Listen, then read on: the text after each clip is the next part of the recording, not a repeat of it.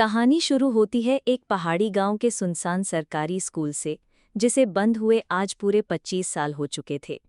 गांव वालों के लिए वो स्कूल अब एक मनहूस खंडर बन चुका था, लेकिन आज भी अगर कोई ध्यान से सुने तो रात के ठीक 12:25 पर वहां घंटी की एक फीकी सी गूंज सुनाई देती है।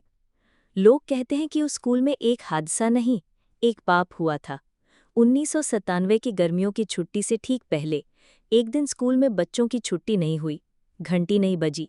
47 बच्चे और 3 टीचर सब अंदर ही रह गए, हमेशा के लिए। अफवाह थी कि हेडमास्टर एक अजीब से साधु के प्रभाव में आ गया था, जो बच्चों की मासूम आत्माओं को अमृतत्व की चाबी मानता था। उस दिन स्कूल के दरवाजे खुद ब खुद बंद हो गए थे, और जब खुले, अंदर सिर्फ राख मिली थी।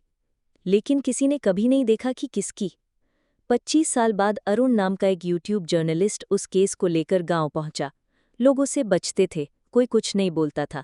लेकिन एक बूढ़ी औरत ने उसे सिर्फ एक बात कही, अगर तूने घंटी सुन ली तो बाहर मत निकलना, घंटी अब छुट्टी के लिए नहीं बजती।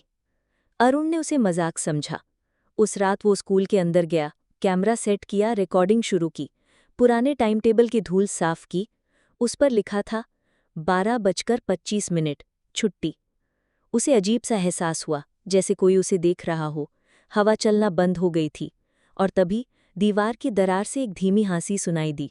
पीछे मुड़कर देखा, कुछ नहीं था।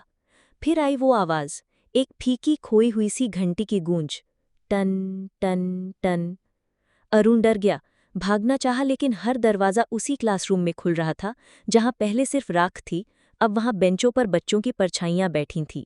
उनके चेहरों पर मासूमियत नहीं, सिर्फ खालीपन था, और उन सब की आंखें सीधी कैमरे की तरफ थी। एक बच्चा धीरे से बोला, सर, छुट्टी कब होगी? अरुण चीख पड़ा। उसने कैमरा उठाया और भागने की कोशिश की, लेकिन टाइम टेबल पर अब एक और नाम जुड़ चुका था, अरुण। सुबह उसका कैमरा मिला, मगर वो नहीं।